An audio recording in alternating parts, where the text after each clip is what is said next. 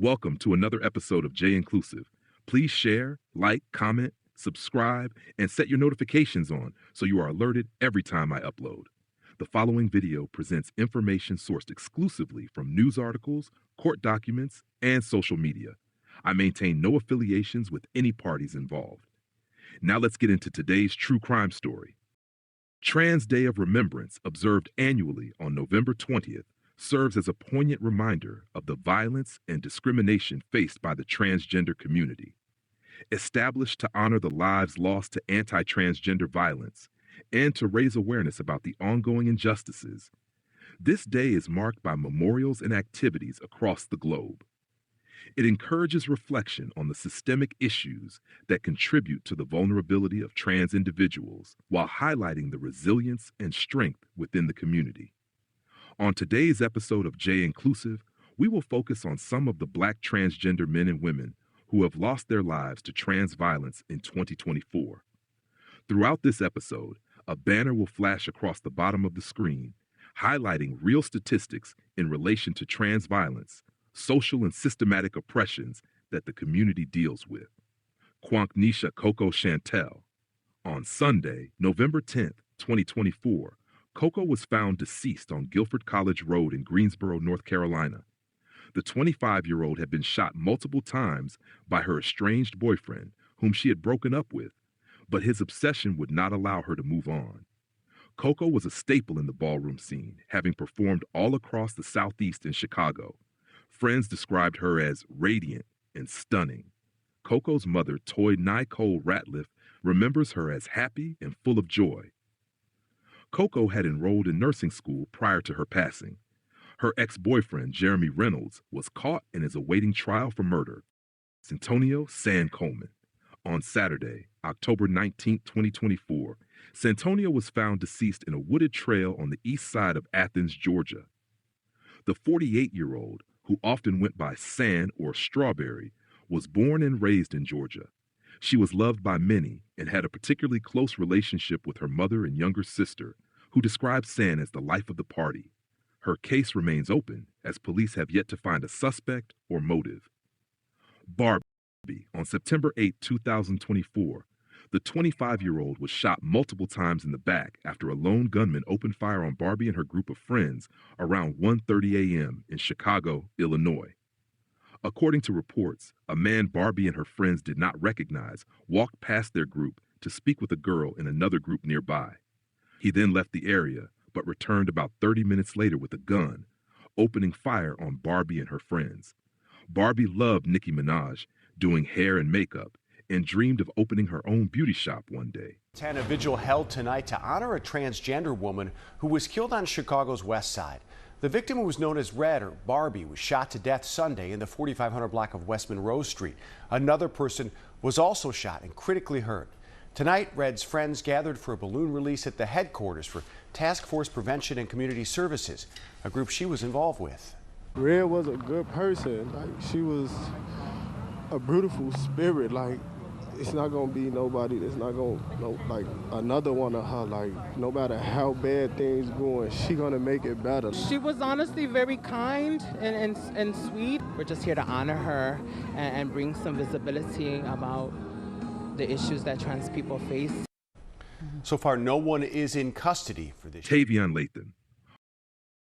Members of Baltimore's transgender community are crying out for justice after a woman was found dead from multiple gunshot wounds on Sunday. As WMAR-2 News' Jeff Hager reports, they fear similar cases will go unsolved due to issues related to gender identity.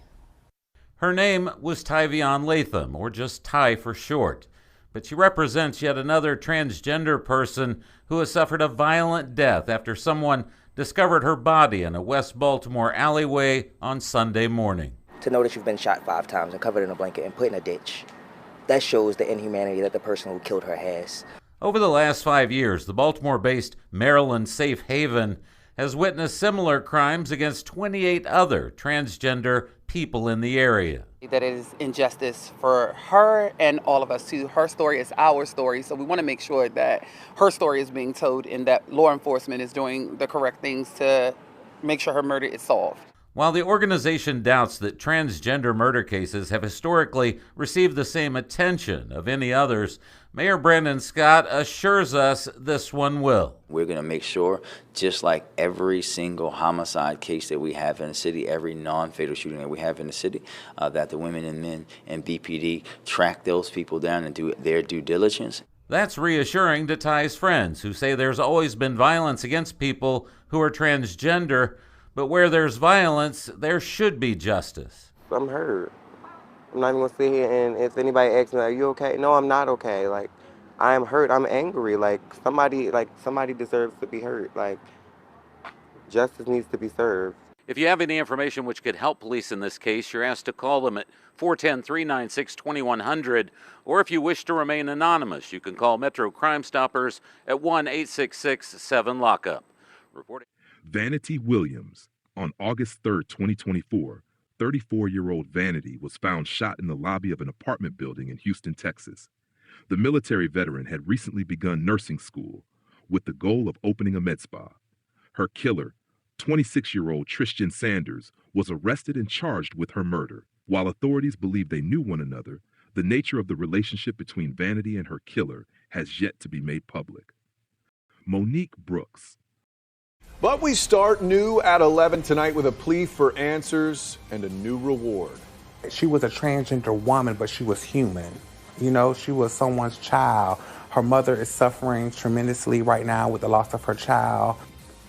Weeks after her close friend was shot to death near the Florida Mall, there's no sign anyone knows who shot her to death or why. Thank you for joining us tonight. I'm Matt Austin. And I'm Ginger Gadsden. Tonight, Orlando's The Center joined the call for answers. And while it is not known yet if this is a hate crime, LGBTQ plus activists say the murder of Monique Brooks on July 19th comes as violence against the trans community has grown nationwide. This is the appeal for answers just posted by deputies. It explains she once went by a different name and offers a $5,000 reward for information. News 6's Troy Campbell spoke to that close friend. It's been 2 weeks since the Orange County Sheriff's Office says their deputies were called here to the 8200 block of Orange Blossom Trail. We're right next to the Florida Mall. This is where they say they found Monique Jade Brooks. They rushed her to the hospital where she later died. Her loved ones hope that a new $5,000 reward for information will lead to the person responsible for her killing. The Orange County Sheriff's Office posting on social media on Friday, urging anyone in the public with information about the July 19th shooting death of Monique Jade Brooks to come forward. I just saw Monique the night before. She stopped by my house to show me her new car. Vanity Williams says she considered Monique a friend for more than 2 decades. Describe her for everyone. Wow, Monique was very outgoing. She was always the life of the party. And you see, I can't even say it without smiling because when I talk about it, I think about it. Always open to help others and just always there. You know, a person you can talk to, a person you can count on, a person you can trust. The Human Rights Campaign estimates her death is the 24th violent killing of a transgender person so far in 2024 nationwide. The National Center for Transgender Equality estimates another 53 were killed the year prior. How do you find the strength to step into a leadership role for the transgender community at a time of crisis like this? I just do it. I mean, I feel like God doesn't put anything on me that I can't handle, so I just do it, and with the support of the community, I'm able to keep going. Williams says it's critical a strong message is sent by having an arrest in the case. She was a transgender woman, but she was human. You know, she was someone's child. Her mother is suffering tremendously right now with the loss of her child. We have friends that are going crazy that are not over this yet. And, you know, the community really needs to know that she was a real person. How important is it for the community as a whole that somebody is held accountable for this murder? It is very important. Again, the Orange County Sheriff's Office says anybody who calls Crime Line and offers a tip that leads to an arrest in this case could be eligible for a $5,000 reward. And of course, you can remain anonymous. Brandon Tayy Dior Thomas. Early morning hours from her job at AMC Theaters. Tayy was shot 18 times, and as she tried to escape, she ended up succumbing to her injuries. Tayy was set to graduate from high school the following week. Within hours after having discovered the victim, mobile police arrested 20-year-old Carl Washington Jr. The family of a 17-year-old killed in Mobile 2 weeks ago, releasing the name of that victim. In a conversation with our Anaya Spraggs, they also talked more about the outcome that they're hoping for when the investigation closes. A devastating incident has left a Mobile County family grieving. I think it was a senseless act. Around 3:30 a.m. on May 7th, Mobile police responded to reports of shots fired on Darwood Drive. Upon arrival, officers found a vehicle that had crashed into a home and a male victim lying dead in the front yard. Weeks later, the family of the victim has identified them as 17-year-old Brandon Thomas. Brandon was my light. He loved family, he loved friends, he loved taking care of children. Within hours, police arrested 20-year-old Carl Washington Jr. in connection with the fatal shooting. Victoria Thomas, Brandon's mother, described the impact of losing her child. I think that my child deserved to live just like anybody else, and I feel like who do the person think they are to even just take my baby away from me? Brandon was cherished by his family and friends. On April 19, 2024, Starr was shot and killed in Memphis, Tennessee. Across social media posts, the love from the community was felt during a balloon release. Many described her as inspirational, always having an uplifting word for others. Starr was murdered in the early morning hours of April 19th after finishing her shift at Checkers, a drive-through fast food establishment. She was seen on video driving away in her Pontiac G3 with co-worker Alex Williamson, 20, just after 2:30 a.m. Starr's body was discovered in her car several hours later in a wooded area on Rolling Woods Drive. She had suffered a single gunshot wound to her left side. On April 28th, Alex voluntarily walked into a police station and confessed to the crime. He reportedly gave a full confession, but police did not provide details about a possible motive or why he chose to confess. Tai'Vion Lathan Arnold. On April 3, 2024, a 36-year-old black transgender man was found shot and killed in Hallandale Beach. The person who fatally shot a man at Gulfstream Park back in April has been caught and cuffed. And you may remember this one. It happened near a bowling alley, and according to police, the suspect and the victim, well, they're no strangers. In fact, this all stemmed from a previous altercation. Local 10's Rosh Lowe joining us now live from Hallandale Beach with details on the story you saw first right here on 10. Rosh?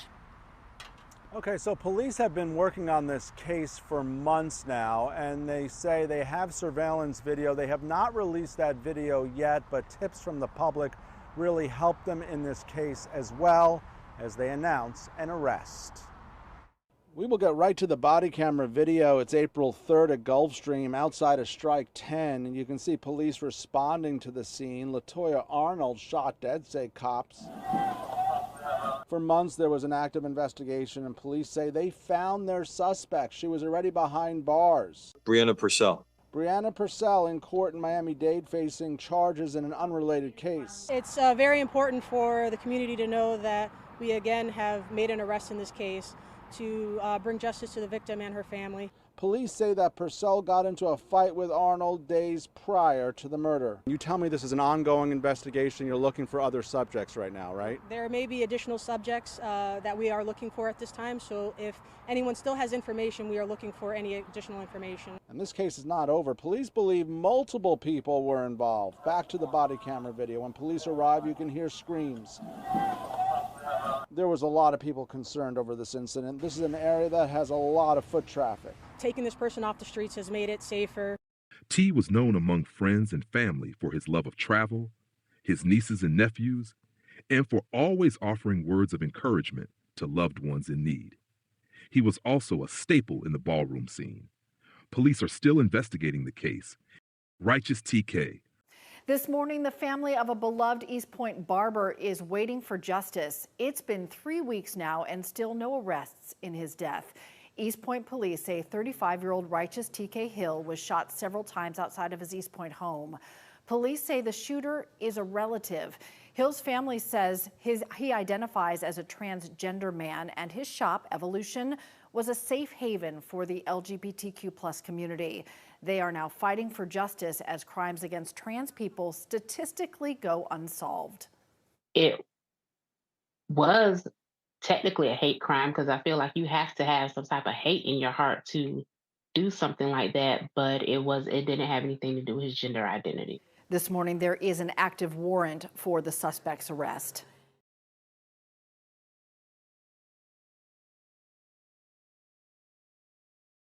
Sasha Williams, a 36-year-old multiracial transgender woman, described as a selfless artist who had a heart of gold, and as someone who had earned their GED despite struggling with her mental health, was killed on the morning of January 26, 2024, near Palos Verdes Street and Twain Avenue in Las Vegas, Nevada. The Metropolitan Police Department arrested Hassan Howard, 20, shortly after the stabbing, at his family's home nearby. Howard remains jailed with no bond, as officials attempt to decide if he's able to stand trial after 2 doctors have declared him incompetent to do so. Diamond Brigman, a black 26-year-old trans woman described by her friend as larger than life, was killed during a drive-by shooting while standing on a street in Houston. A new chapter in a tragic story has only just begun if you ask Vernis McFarland. I would definitely say it's always hard when it comes to seeking justice of any kind, and especially cases like this. Right? McFarland is the founder of the Mahogany Project, an agency that in part works closely with the trans community. But they are also a friend to Diamond Brigman, the trans woman killed March 16th in Southwest Houston. In the month that Diamond died, we experienced the attack of 3 trans people within our community. It's taken a couple months, but police arrested Walter Daniel Saravia Palacios Tuesday. He stood in front of a judge Wednesday morning. Sir, you are charged with the felony offense of murder. Palacios is in jail right now being held on a $500,000 bond. Officials say Palacios shot Brigman while she was getting out of his car on Country Creek Road in Southwest Houston near Bissonnette. It's also alleged that he got out of his car and stood over the complainant and shot at her several more times. So far, very few details are available, but police say the suspect shot the victim in front of multiple people before he drove away. McFarland is grateful so many people did not just stand by and watch. I'm thankful for the people who followed him. I'm thankful for the people who had pictures of him and the people who had information about him.